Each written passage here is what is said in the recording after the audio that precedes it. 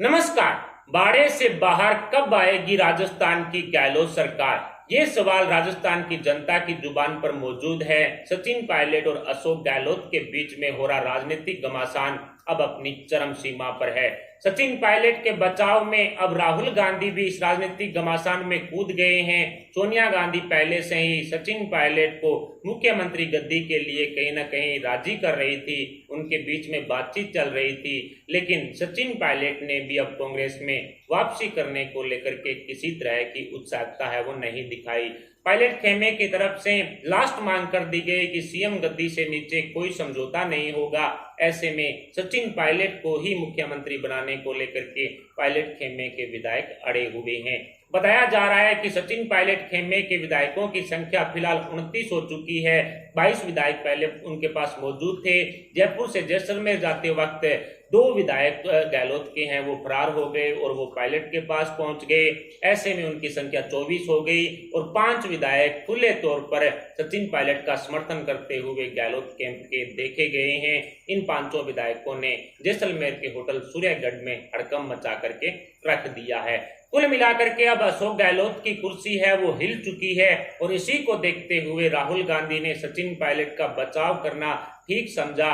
राजस्थान से कांग्रेस की सरकार को गिरता देख अब राहुल गांधी पूरी तरह से बौखला गए हैं। दूसरी तरफ अशोक गहलोत ने भी खुला ऐलान कर दिया है कि जब तक अशोक गहलोत जिंदा हैं तब तक किसी दूसरे को कांग्रेस की तरफ से राजस्थान की मुख्यमंत्री गद्दी पर नहीं बैठने देंगे।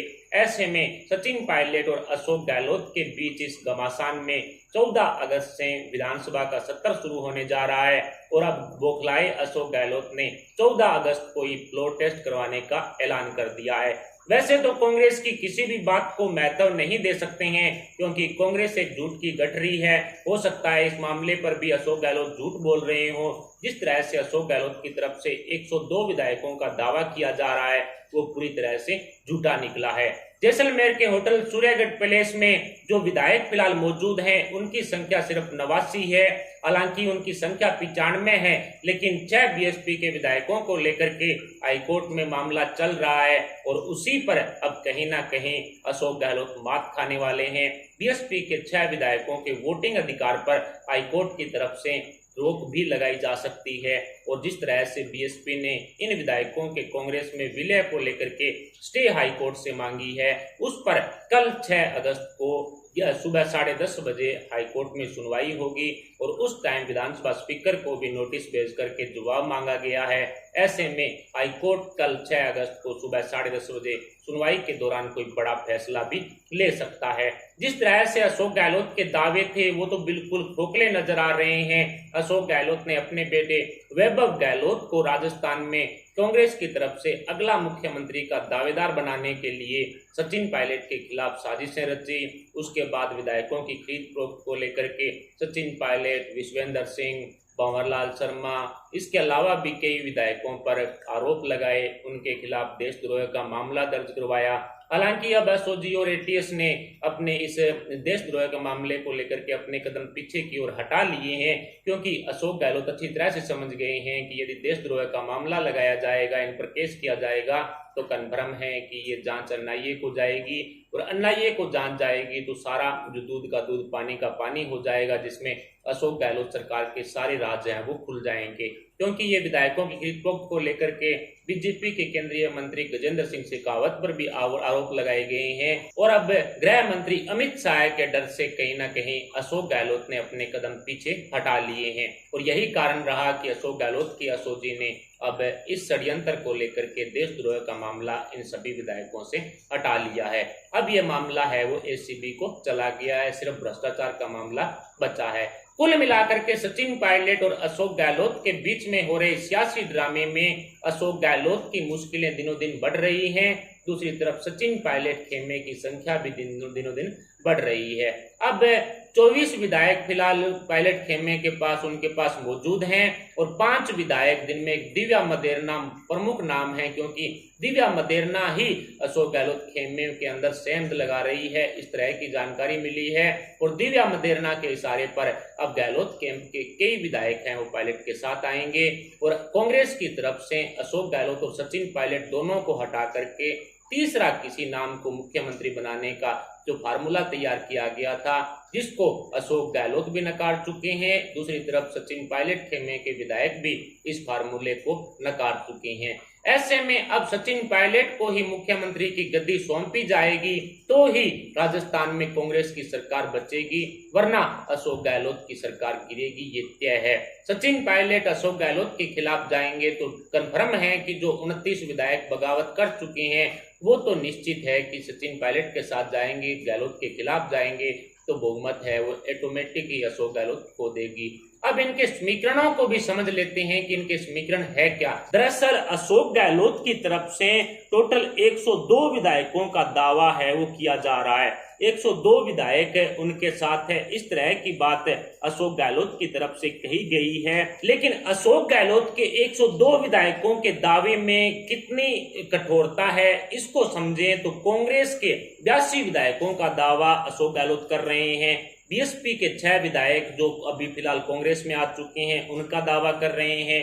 सीपीआईएम के 1 विधायक का दावा कर रहे हैं, आरएलडी के 1, बीटीपी के 2 और निर्दलीय 10 विधायकों का दावा अशोक गहलोत की तरफ से किया जा रहा है। इन सबको मिला दिया जाए तो ये संख्या बनती है 102 की।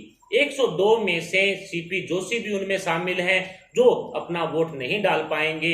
यदि पक्ष और विपक्ष के अंदर एक जैसे वोट गिरते हैं, यानी कि जैसे 100 वोट दोनों के अंदर गिर गए, 100 पक्ष में 100 विपक्ष में, तब जो स्पीकर हैं वो अपने वोट के अधिकार का प्रयोग कर सकते हैं। इस ऐसी स्थिति बनती है तो ही सीपी जोशी वोट डाल पाएंगे, वरना नहीं डाल पाएंगे। इसके अलावा दूसरा जो नाम है वो है भंवरलाल मेघवाल का, जो अस्वस्थ हैं, फिलहाल एसएमएस हॉस्पिटल में भर्ती हैं, कोमा के अंदर हैं। ऐसे में अब वो भी अपने वोट का इस्तेमाल नहीं कर पाएंगे। 2 वोट ये कम हुए तो वोट बच गए 100। इन 100 वोटों के अंदर 6 नाम वो हैं जो बीएसपी के हैं, और ये बीएसपी के जो 6 विधायक हैं इनको लेकर के हाईकोर्ट की तरफ से बड़ा फैसला लिया जा सकता है। और हाईकोर्ट के फैसले के बाद, हाईकोर्ट की बीएसपी को मिलने वाली स्टे के बाद ये 6 विधायक भी अपने वोट का अधिकार का प्रयोग नहीं कर पाएंगे। ऐसे में इनके पास विधायक बचेंगे 94 में भी 4-5 वो विधायक हैं जो अशोक गहलोत के खिलाफ खड़े हुए हैं। जी हाँ दोस्तों, उनके नाम की चर्चा करें तो राजेंद्र सिंह विदुही, बलजीत यादव, इसके अलावा दानिश अवरार, इसके अलावा दिव्या मदेरना, और एक विधायक का नाम अभी खुलासा नहीं हुआ है, लेकिन वो होटल सूर्यगढ़ पैलेस से बाहर अपना बैग लेकर के आ गए थे, लेकिन सुरक्षा कड़ी होने की वजह से वो वहां से निकल नहीं पाए।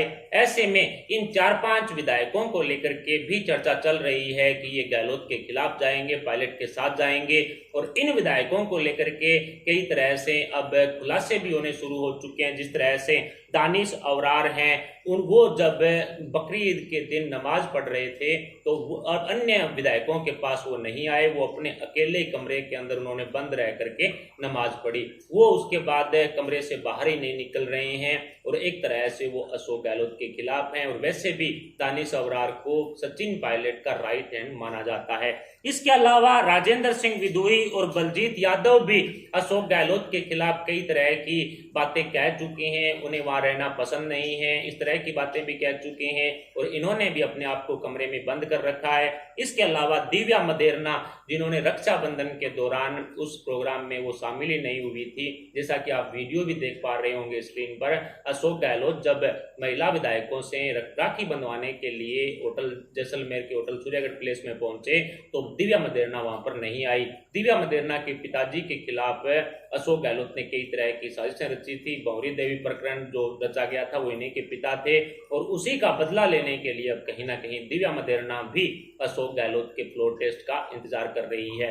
इसके अलावा एक अन्य विधायक जो बैग उठा करके होटल सूर्यगढ़ पैलेस से बाहर भी आ गए थे, लेकिन कड़ी सुरक्षा के चलते वो वहां से फरार नहीं हो सके, वहां से वापस नहीं आ सके। ऐसे में ये विधायक अब पूरी तरह से कह सकते हैं कि जो अशोक गहलोत के खिलाफ हैं। दूसरी तरफ बीजेपी के पास 72 खुद के हैं, 3 आरएलपी के हैं, 75 विधायक इनके पास हैं। इसके अलावा जो कांग्रेस के 19 और निर्दलीय 3, ये गहलोत की तरफ से बताया जा रहा है कि 22 विधायक ही सचिन पायलट के साथ हैं, जिनमें 3 निर्दलीय हैं और 22 जो 19 हैं वो कांग्रेस के हैं। और पायलट और बीजेपी के विधायकों को मिला दिया जाए तो कन्फर्म है अशोक गहलोत सरकार अल्पमत में चली जाएगी। जिस तरह से 29 विधायक पायलट खेमे में हैं और 75 विधायक बीजेपी के पास मौजूद हैं, लेकिन इसमें संशय ये बना हुआ है कि मुख्यमंत्री कौन बनेगा। यदि सचिन पायलट को मुख्यमंत्री बनाती है बीजेपी तो कन्फर्म है कि वसुंधरा राजे सिंधिया,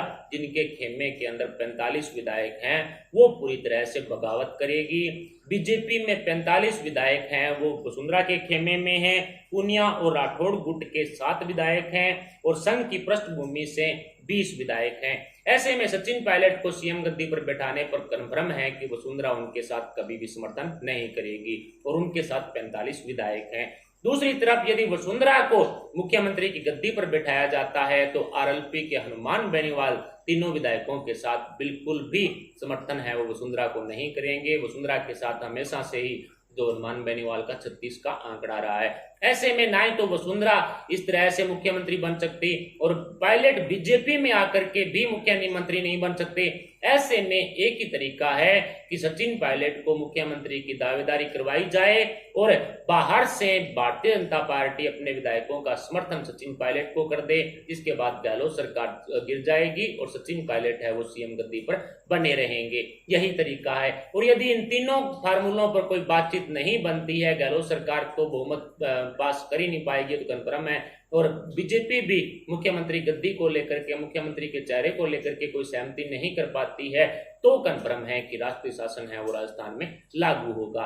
कुल मिलाकर के सचिन पायलट ने अब अशोक गहलोत के किले में, उनके गढ़ में सेंधमारी कर ली है और उनके साथ 5 से 7 विधायक हैं वो आना कन्फर्म है। इसके अलावा भी कई विधायक हैं जो फिलहाल अशोक गहलोत की खिलाफत कैंप में नहीं कर रहे हैं, लेकिन वो पायलट समर्थक हैं। दिव्या मदेरना अब इन विधायकों को पायलट समर्थन में जुटाने की कोशिश कर रही है। दिव्या मदेरना एक वो पर्सन है जो निश्चित तौर पर अशोक गहलोत के खिलाफ खड़ी होंगी और वो कहीं ना कहीं मौके की तलाश में है और मौका कन्फर्म है कि आ चुका है। कुल मिलाकर के इन विधायकों को लेकर के जो ये समीकरण बना है, उस समीकरण से साफ नजर आ रहा है कि अशोक गहलोत हैं वो अपनी सीएम कुर्सी नहीं बचा पाएंगे, अपने पद से इस्तीफा देना ही पड़ेगा। सचिन पायलट को सीएम गद्दी पर बैठाना ही पड़ेगा, चाहे उसको कांग्रेस बिठाए, चाहे बीजेपी ऊपर से समर्थन करके निश्चित तौर पर सचिन पायलट को मुख्यमंत्री बना दे। कुल मिलाकर के राहुल गांधी ने अशोक गहलोत को इस मामले को लेकर के कई तरह की फटकार भी लगाई, लेकिन सोनिया की बातचीत पायलट के साथ चल रही है, लेकिन पायलट घर वापसी को लेकर के किसी भी तरह से उत्साहित नहीं है। कल बीएसपी के 6 विधायकों को लेकर के हाईकोर्ट भी तगड़ा फैसला है वो सुनाने जा रही है। फिलहाल सचिन पायलट और अशोक गहलोत के बीच में हो रहे सियासी ड्रामे में किसकी जीत होगी, कौन अगला मुख्यमंत्री होगा, इस पर आप अपने विचार हमें कमेंट बॉक्स में जरूर बताएं। साथ ही वीडियो को लाइक कर हमारे चैनल को सब्सक्राइब जरूर कर लें। अभी के लिए इतना मिलता है अपडेट के साथ, तब तक के लिए जय हिंद, जय भारत।